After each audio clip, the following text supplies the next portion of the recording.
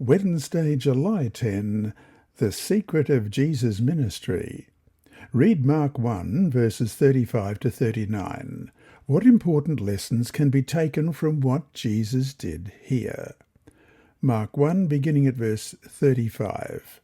Very early in the morning, while it was still dark, Jesus got up, left the house, and went off to a solitary place where he prayed.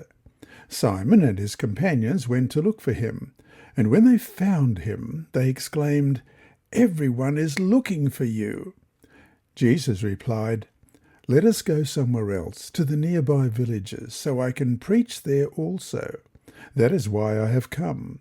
So he travelled throughout Galilee, preaching in their synagogues and driving out demons.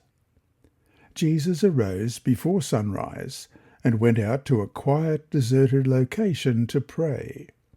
Mark 1:35 emphasizes prayer as the focus of Jesus' action.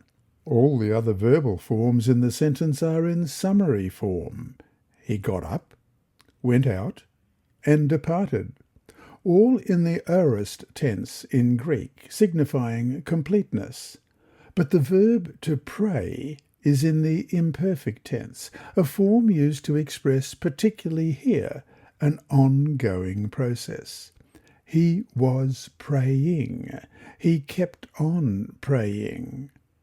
The text also emphasizes how early it was when Jesus went out, implying that his time of prayer alone was extensive. Throughout the Gospels, we meet Jesus as a man of prayer. In Matthew 14:23, after he had dismissed them, he went up on a mountainside by himself to pray. Later that night, he was there alone. And Mark 6:46, after leaving them, he went up on a mountainside to pray. And then the whole of John 17 is Jesus praying for his disciples and praying for all the believers. This appears to be one of the key secrets in the power of Jesus' ministry.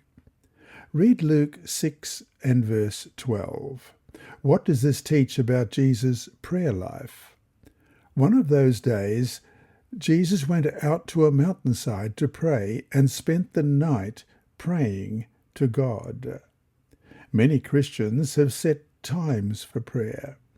This practice is good and right, but it also can become a routine, almost something done by rote. One way to break out of a set mold is to change the time of prayer occasionally, or to pray longer than usual at times. The point is not to lock yourself into some kind of formula that can never change. Peter and his companions did not accompany Jesus to the place of prayer. Perhaps they knew of the location because they did find him. Their note that everyone was looking for Jesus suggested that he follow up the exciting experience of the previous day with more healing and teaching. Surprisingly, Jesus demurs and points to a wider field of service to other locations. In Mark 1:38 he says, "But he said to them, 'Let us go into the next towns, that I may preach there also, because for this purpose I have come forth.'" And so to finish today, if Jesus himself needed to spend so much time in prayer, what about ourselves? And how much time should we spend in prayer? What does Jesus' example say to us? This lesson was read by Dr. Percy Harrold for Christian Services for the Blind. Sponsored by the Sabbath School Department and distributed through Hope Channel Australia, this podcast is also redistributed by Hope Channel Germany, Christian Record Services for the Blind. It is also available on SoundCloud and through multiple podcast distributors, including Apple iTunes. And you can listen and watch at the same time on YouTube. Remember, God is always faithful.